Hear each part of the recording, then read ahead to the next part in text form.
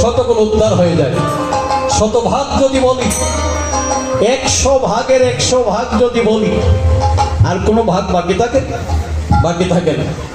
আপনারা যে কাগজ চাপিয়েছেন, কাগজের প্রথম যে কথাটা লেখা হয়েছে বিশ্বমঙ্গল, ভুবন মঙ্গল, বিশ্ব শান্তিকল্পে, বিশ্ব মানব কল্যাণে, এই কথাটি কেন লেখা হয়? একটি মহোৎসব কোথাও অনুষ্ঠিত হলে সমস্ত বিশ্বের মঙ্গল হয়ে যায়। এখানে যে হরিনাম কীর্তন হয়েছে, তারক ব্রহ্ম মহানাম যজ্ঞ হয়েছে, এই তারক ব্রহ্ম মহানামের ধ্বনি যত দূর পর্যন্ত গিয়েছে, তার মধ্যে পশু পাখি কীট পতঙ্গ স্থাবর জঙ্গমাদি যা কিছু আছে সবাই একসঙ্গে উদ্ধার হয়ে যায়।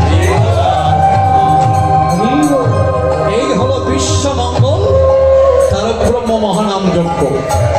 একটি মহোৎসব হলে সমস্ত বিশ্বের মঙ্গল হয়ে যায়।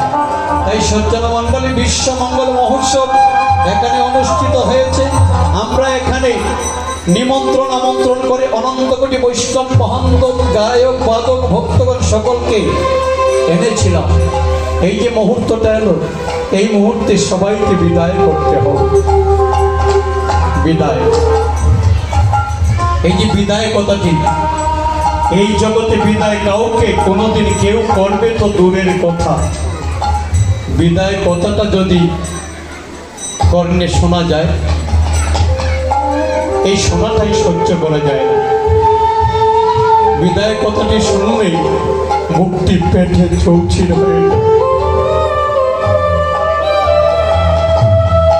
আপনারা সবাই এর প্রমাণ। কারো গৃহে যদি একজন অতিথি আসে, 2টি দিবস একসঙ্গে